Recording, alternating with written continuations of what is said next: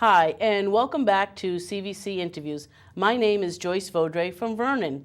Today's guest has a very special place in my heart. He was a student of mine last year, and his name is Charlie. Charlie would always say things like, just because I have autism doesn't mean I can't do that. He is a very self-aware and also a pretty good advocate for himself, and he understands a lot of things. My objective today is to convey enough information for you to feel better as a viewer about people who've been diagnosed as being on the spectrum or having autism. In my research, I found a recent quote that might help with a description and a definition. So I'd like to take a moment to read this. Pardon me for looking down. So what is autism? Autism is a lifelong developmental disability which affects how a person communicates with and relates to other people. Autism affects each individual in different ways. Some people may be able to lead independent lives, but for others who have a learning disability, it can mean a lifetime of specialist care, as with anybody with another disability. People with autism often struggle to make sense of the world they live in. They can cause some considerable anxiety, which may be displayed in difficult and challenging behaviors. Understanding and relating to other people and taking part in everyday life may be very difficult for people with autism. People with autism may struggle with communication and interaction and act differently from their peers. People with autism may also experience sensitivity to sounds, touch, taste, smells, light, or colors. And some people may be preoccupied with certain topics, a need for rituals and routines, and repetitive or obsessive behaviors. There is no known single cause of autism and no cure. And I found this from the spectrumasd.org webpage, and I'd recommend anyone who's interested to please check that out. So without further delay, Charlie, thank you for being here today. I appreciate it. Welcome. One of the things that you and I have talked about since I've known you is the misconceptions and the myths. Yeah. About people with autism. What's the one myth that you want to make sure we address today that you want to talk about first? This one severely just annoys me. How autism is treated by people as like, oh, if autism, your kid is just having a tantrum. I just spank them or something, or these herbal things will cure, or some other thing like that, and it's just ignorance. Ignorance really annoys me because all I want is for people to learn about it, along with other mental issues, so that we won't have so many people who are saying stuff like, and this one I saw, people with depression don't need specialists, and a thing that rattles, they need running shoes and fresh air, which is completely unrelated. Okay, so speaking of unrelated, one of the things that Charlie and I work on together is he has a lot of information to share. He does research on his own, and he sometimes wants to make sure that you get all the information he has. So because Charlie and I spent a lot of time together, we do have these cues we use when it's time for him to maybe stop, take a breath. So my interruptions of him is something that we do all the time, and I usually use the timeout symbol, and it helps him to go back and refocus. This is the symbol, by the way. Yep, so that's one of the things we're going to do. One of well, we just blew the first myth. The first myth is that children with autism don't speak. So. Yeah, that is something that is a lot. I would kind of lump it in with ignorance, but I can see where that's coming from, as that is something that's semi-common. That they might talk less. I'm the opposite, but yes, you are the opposite. That definitely comes from a natural place of them just having some misunderstanding. So that doesn't tick me off nearly as much. So I would like to address the fact that you're using the word ignorance, and that's being used in the proper way, in the sense that somebody doesn't have enough information. Yeah, because some people are using the word ignorant as, oh, you're ignorant because even though you have all the facts and stuff I do, because you have a different opinion, you're ignorant. Right. And that's just dumb. So Correct, and that's one of the reasons I was very impressed with you, is that your vocabulary is immense and you have well-chosen words. So I'm very proud of you, and you've come a long way just in the one school year that I've known you. You've ended up turning into a math whiz here.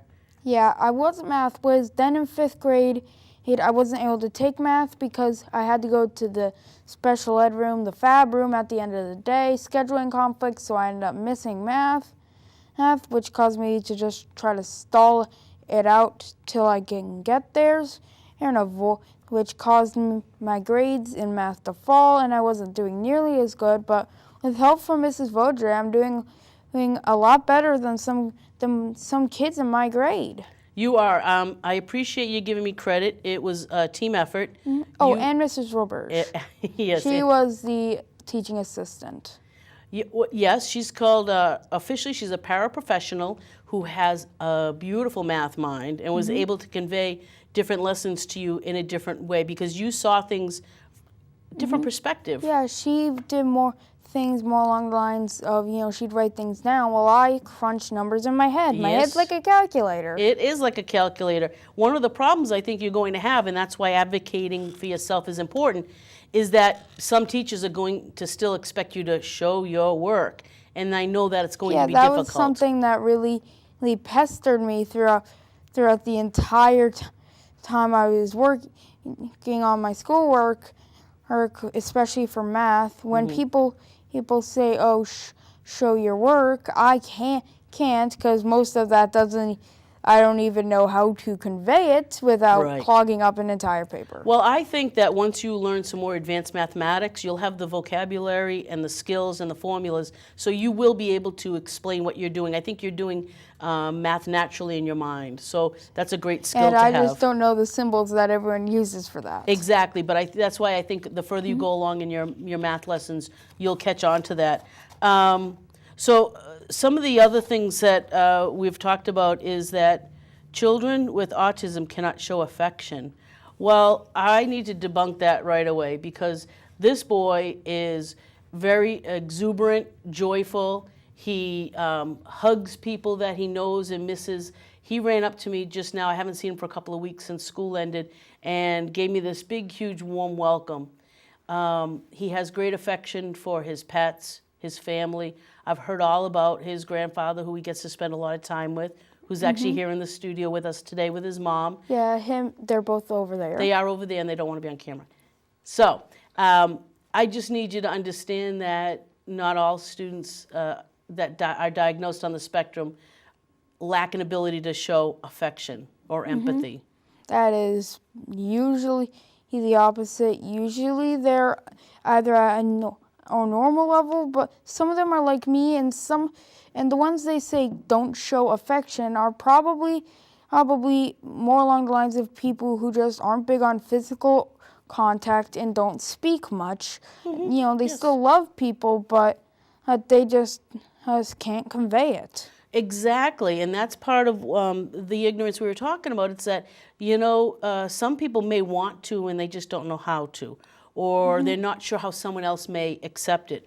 When I first met you, you would not run up to me and hug me because you didn't know me yet, right?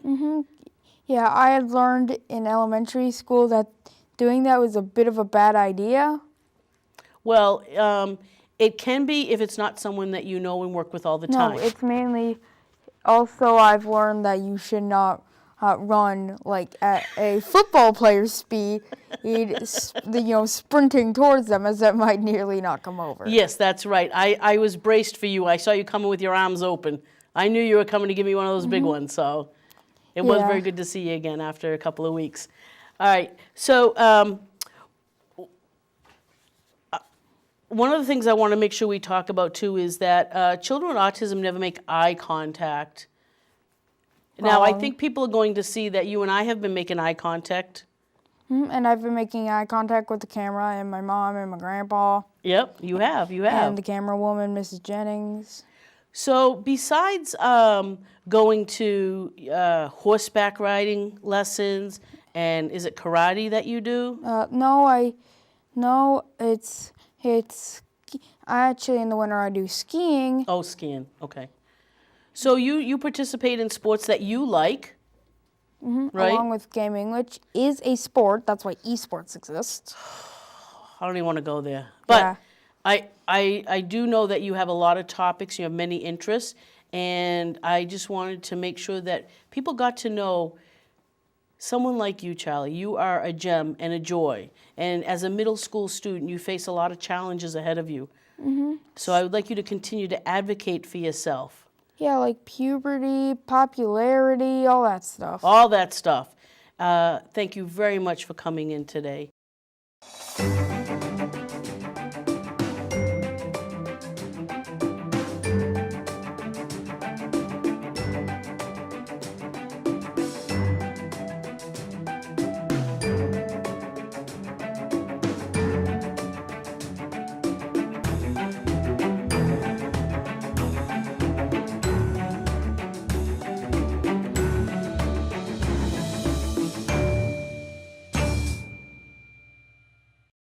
Hi, welcome back. Joyce Vaudreuil here with Charlie, who is someone who has been diagnosed as having autism, also known as being on the spectrum.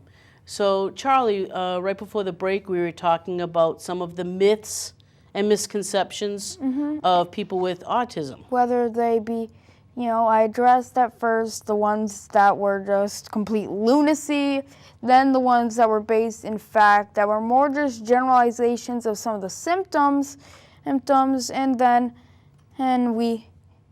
he covered. Well, we talked about some of the myths, and we one of the covered myths some we want to talk about is that children and adults with autism spectrum disorders do not care about others. And I think that's part of the empathy. Which is lunacy. It is lunacy. It is. As we covered in the first segment. Yes. It's more just they can't express it as well. Yep. And since some of them have a hard time with physical contact some of them have a hard time, talking to people, especially because I actually have a theory that it's easier to get other mental things with autism since your brain's all, different. I'm sorry, so you're saying that if you have autism or you're on the spectrum that you're susceptible to other disabilities? Yeah, mainly because your brain's formatted differently, so it might be that formatting system might make it easier. I'm definitely not saying all, since all autistic brains, though some of them may be similar, like two people with Asperger's, they might be similar, but their brains are always completely unique. Yes. They're not identical or any of that. Well, we also referred to the fact that you have more of a math mind. So there are people that are more creative, who have an artistic ability. They might be more along the lines of right brain or left brain. Correct, or yes. somewhere in the middle, or both brains might be competing and they're like at supreme level. Well, since we're debunking some common myths, what is something that you personally would like other people to know when they find out someone they're talking to is on the spectrum or has autism? Well, I don't think that should, unless they address something like, oh, I don't like this saying I have loud pitched noises or scream or someone yelling at me or something. If they address something like that, if they don't, well, you can just talk to them the way you were. If they do, don't talk to them in the ways that they mentioned they don't like being talked to. So you're applying your sensitivity to loud noises, that things that are really loud and chaotic can be very uncomfortable. Yeah, or in a certain case with the yelling, or even just doing like faking, like I'm gonna get you. Like something like that might trigger, in my case, a PTSD attack. Okay. So I think the common denominator here, Charlie, is that you cannot judge a book by its cover. Because if you were standing in a row of all students that were your age in your class, no one could pick you out as being the one, right? Mm-hmm. Though they would probably be able to pick me out as the Hamilton fan or the history guy or the video game guy because of what I usually talk about, but I doubt they could unless they were a psychologist like Dr. Wald and they saw me for a prolonged period of time that they could figure out, yeah, this kid has autism. Right, and it's interesting that you mentioned Dr. Wald. He's another person on your team of folks that were very helpful. Yeah, him, him, Mrs. Owens. Back to the elementary school, we had Mrs. Coro, and I just really bad with names, so I can't remember some of the other people that were there. Here, Mr. McDonald, you know. Oh, there were a bunch of people who've been supporting me. Excellent. Thank you very much for recognizing it. And that's one of the reasons that I wanted to interview you here, is that you're very self-aware, you're appreciative, and you know who your team is, and you know who your go-to people are. So you touched on like loud noises. Some people on the spectrum, they don't like bright lights, and we're sitting here under television studio lights. Yeah, one They're right obviously there. not bothering you right now, right? Yeah, but someone else on the spectrum might want the lights dimmed or turned off, or in a different position that's like out of their sight lines, so that it won't bother them, or they might be like me and just chill about it. It depends on the person. Even someone and as I mentioned, like the two Asperger's people thing, two people with Asperger's, one of them might I love bright lights, and the other one might have an actual fear of them. Right. And because everybody is different, and how their symptoms display is very different. And you also touched on that you like video games. You're a history buff. You love And musicals. I'm obsessed with Hamilton. You're obsessed with Hamilton, and again, I apologize to your mom for introducing you to that. Yes, But you and I really enjoyed that. I can rap like 90% of the soundtrack. Yes, you can. And we've sung it a cappella, and there are some of the lyrics that are a little more mature. Yeah, like the start of the first song. The start of the first song. So we always kept our singing to our room, right? Room 104. Though a few times, especially during score song, I'm like, if someone mentions like New York, I go like, the greatest city in the world, work, Yes, that was the Schuyler Sisters song, right? Yeah, Schuyler Sisters. That's right. Or if someone mentions, let's say, Hamilton, sometimes I actually go, Hamilton faces an endless uphill climb. So you have a way of latching onto something that you like, and then going off and doing research. Yeah, doing tons of research. Whether if it's music, normally that is blasting the soundtrack. Yeah. Or video games, playing them a lot, or with books, voraciously reading them. Did you start reading? You're reading graphic novels now, correct? Yes, I'm also reading stuff like internet comics, which also help me get perspective on certain things. Okay. And also sometimes give me things to laugh at, especially the SJW ones. Alrighty. Speaking of doing things you really like, one of the things that you did this past year, and you weren't aware that you were doing it, advocating for yourself. Your social studies teacher allowed you to do a project because you read the book beyond the whole class. So he wanted to make sure you were still engaged. Yeah, the Sultana project and the Anderson prison one. We were doing a Like a River thing. So, for those books, since I read the entire book, when I'd say they were at the hospital area, I'd already finished the book. Yes. Mainly just because I'm a voracious reader. Yes. I avoided spoilers, luckily. Thank you. I appreciate that. The other thing about your interest, though, is it's self-motivated, self-driven. You're open to hearing new things. And I'm open to hearing new things, especially if they might change some of my old opinions, or make me just be like, that's an interesting point. Like me and Mr. Burge, we like to have mainly during free time where we are just chilling, like after math, if I finished all my work, since we did in her room, since I wasn't really good in Mrs. Lugenbuehl's room, he usually, had a political discussion, talking about how Trump's making jokes on both sides. Even though I'm more right-wing, I can definitely see that Trump has done some very stupid things. Like the world just got 10 feet high. So, yes, we have had some very interesting conversations. It's not often I have political discussions with a 12-year-old. Yeah. So you are very charming in your curiosity, and you can seem to have those back and forth dialogues, right? Yeah, sometimes I do talk too much, and I don't give the other person an actual turn to talk, mainly because I'm just ranting. Well, I see it as your excitement and enthusiasm. Yeah, it's not exactly more bad as it is just something I need to get better at giving people turns, since if I did, we would still end up addressing the issue I want to bring up in the end. It would give the person more time to talk. Right. Now, that particular thing you do, I would not say that that's a stereotypical autistic thing. Yeah. So part of it is your personality. Yeah, I know your grandfather likes history too, right? Yes, and a bunch of stuff that since no one's alike, especially people with autism, since all of our brains are formed differently.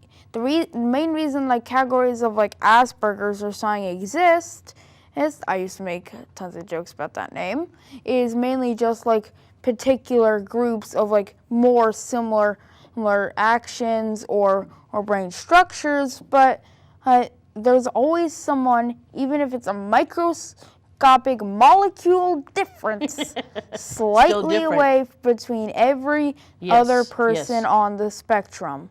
Even if their brains are nearly identical, there will be at least one thing separating the two. Yes, and some of those things that separate are how you're raised, what your personality is like. You are in a house with two sisters and a mom.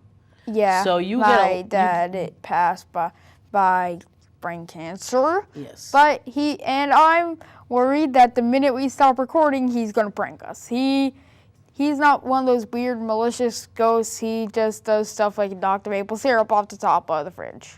Well, I'm glad he's still visiting you.